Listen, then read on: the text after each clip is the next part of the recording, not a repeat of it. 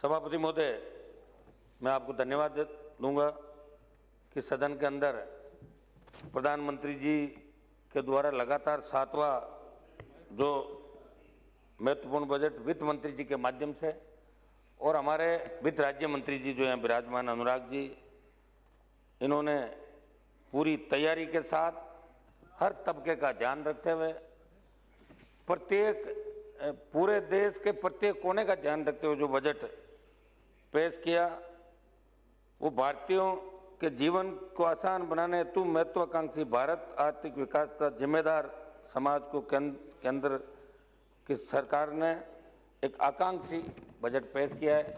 मैं इस बजट का समर्थन करता हूं। सभापति महोदय, जिस तरीके से डीबीटी अपनाकर सरकारी फंड के अंतरण में लीकेज बचाया गया, वह न केवल सबके विकास हेतु ये डिजिटल क्रांति जो दर्शाता है, बल्कि पिछली सरकार की नाकामी भी दर्शाता है। आज हर लाभार्थी को उसके अकाउंट में सीधे आर्थिक मदद मिल रही है, जो कि प्रशंसा योग्य। डायरेक्ट पैसा दिल्ली का जा रहा है। एक जमाना हुआ करता था जब राजीव गांधी जी, जब हम बच्चे थे, स्कूलों में पढ़ते थे, तब ये भाषण हुआ करता था कि 1 रुपया मैं भेजता हूँ और 85 पैसा खत्म हो जाता, बीच में खा जाता, 15 पैसा पहुँचता। तो कितना बड़ा भ्रष्टाचार उस समय हुआ करता था। उस भ्रष्टाचार को खत्म करने का प्रयास इस बजट के माध्यम से किया। भारतीय कृषि प्रधान देश होने के बावजूद भी जीडीपी में सभापति महोदय कृषि की भागीदारी गिरती जा रही है। मुझे पसंद था कि इस बजट के माध्यम से सरकार ने 2022 तक किसान की आय को दुगना करने के लिए प्रतिबद्धता जताई है। इसी प्रतिबद्धता की ओर मजबूत बनाने के लिए मैं सरकार से आग्रह करता हूं कि एमएसपी पर स्वामीनाथन आयोग की रिपोर्ट को पूर्णतया लागू किया जाए। वित्त मंत्री जी हमारे नौजवानों के भी बहुत ज़्यादा ध्यान रखते हैं, अब किसान का भी ध्यान रखते हैं। पूरी अभी दिल्ली के चुनाव के अंदर भी बड़ी जिम्मेदारी इन्होंने निभाई थी। तो कुछ हमारे जो आज के इश्यू है, इन पर आप मेरे मामलों में भी गंभीरता से आप ध्यान देंगे। किसान जवान मजबूत होगा तो देश मजबूत होगा। सरकार द्वारा हर तहसील में खाद्य भंडारण हेतु वेयर हाउस बनाए तथा विनिमय वेयर हाउस रसीद को आकर्षक बनाया जाए, ताकि किसान की क्रेडिट संबंधी जरूरतों को पूरा किया जा सके। सभापति महोदय, मैं किसान कर्ज माफी के लिए भी बड़े आंदोलन मैंने किए राजस्थान के अंदर। देश की सरकार ने भी चिंता की, प्रधानमंत्री जी भी चाहते हैं कि किसानों को नई दिशा मिले, प्रत्येक खेत को सिंचाई का पानी मिले। और धन्ना सेठों का हमने हमेशा कहा कि धन्ना सेठों का अगर 17 साल में 3 लाख करोड़ का कर्जा माफ हुआ है, तो किसानों का भी कर्ज माफी के लिए सरकार को एक बड़ी योजना बनानी चाहिए। किसान को कैसे मजबूत किया जाए, किसान देश की रीढ़ है। सरकार द्वारा पहचाने गए हॉर्टिकल्चर क्षेत्र में हमारे जिलों की क्षमता को पहचाना जाए, जैसे मेरा संसदीय क्षेत्र नागौर। सभापति महोदय, नागौरी पान जो मेथी आती है वो वर्ल्ड के अंदर प्रसिद्ध है। ये बड़ी पैदावार होती है। ऐसी फसलों के उचित मूल्यों की बिक्री को सुनिश्चित किया जाए, इस दिशा में वित्त मंत्री जी का ध्यान आकर्षित करूंगा। सभापति महोदय, सरकार ने इंटीग्रेटेड फार्मिंग सिस्टम को प्रोत्साहन देने की बात की, उसके बावजूद वो प्रशंसा योग्य है।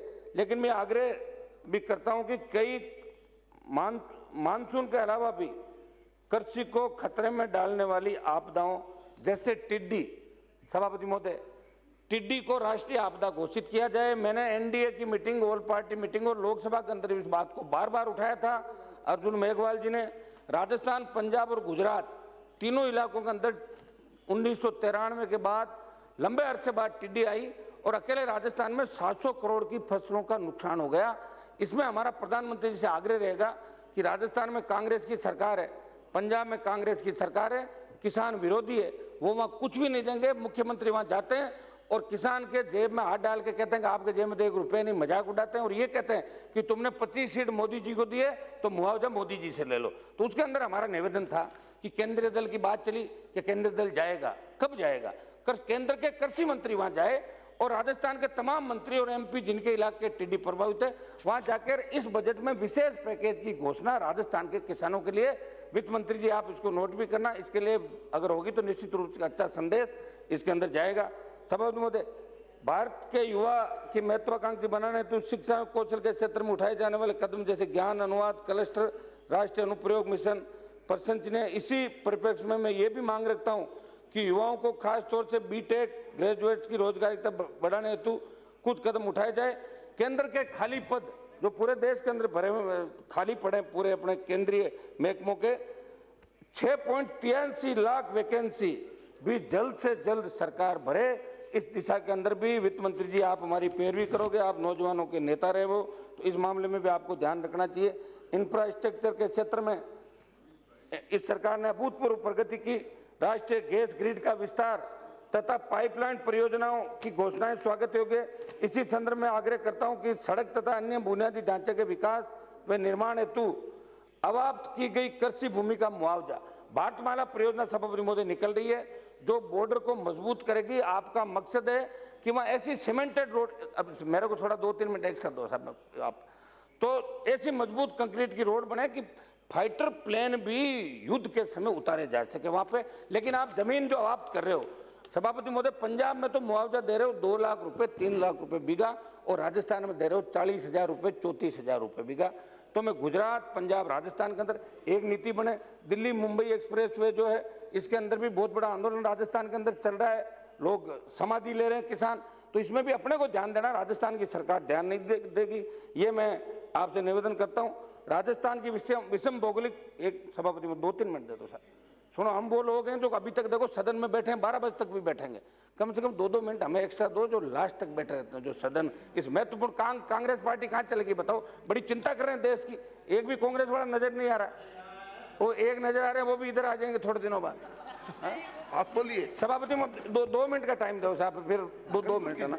सभापति महोदय, मैंने मेरे राजस्थान के विशेष राज्य के दर्जे की बात करी, ये कहा गया कि विशेष राज्य का दर्जा अब नहीं दे रहा, तो हमें कम से कम राजस्थान की विषम भौगोलिक परिस्थितियां, सभापति महोदय, चंबल के बीड़, थार का मरुस्थल, अरावली की पर्वतमाला, आदिवासी बेल्ट, लगातार पड़ते अकाल तथा गिरते भूजल, अगर विशेष राज्य का दर्जा सरकार देती तो अच्छी बात है, नहीं तो विशेष पैकेज राजस्थान को मिले।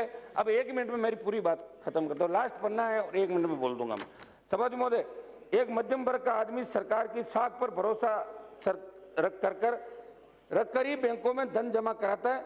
ऐसे में मध्यम वर्ग को ध्यान में रखकर जमा बीमा गारंटी को बढ़ाकर 5 लाख किया गया, ये स्वागत योग्य। पहली बार चिंता की 40 साल के अंदर आपने वित्त मंत्री जी। मेरी मांग है कि जमा बीमा की राशि एक जमाकर्ता के सारे धन को बढ़ाया जाए, ये मेरी तरफ से डिमांड है। सरकार द्वारा स्वच्छ हवा, पर्यावरण की सुरक्षा, जलवायु परिवर्तन के लिए उठाए गए कदम सराहनीय है। ऐसे में राज्यों को दिए गए प्रोत्साहन भी अपने आप में ऐतिहासिक है।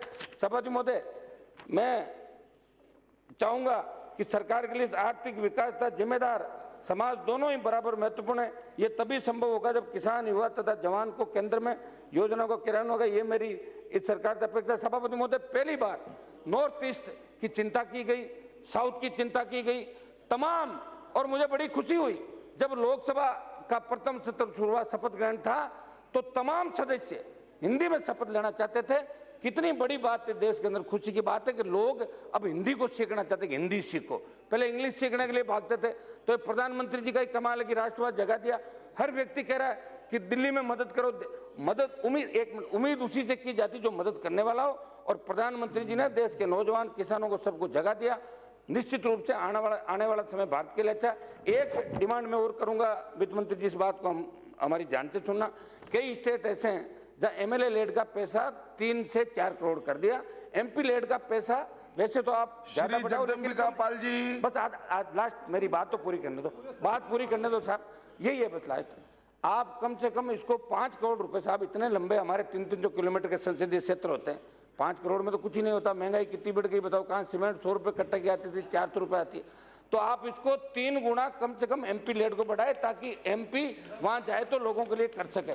मैं पुनः वित्त राज्य मंत्री जी का लगातार आप एक बात हमारी नोट कर रहे हैं, और मेरा भी विशेष आप ध्यान रखें, कोई घोषणा करेंगे मेरा ध्यान रखते हुए पुनः मैं इस के लिए आपको धन्यवाद ज्ञापित करता हूँ। मोदी जी का धन्यवाद और हमारे वित्त मंत्री जी, वित्त राज्य मंत्री बहुत बहुत धन्यवाद। बहुत अच्छा बजट है।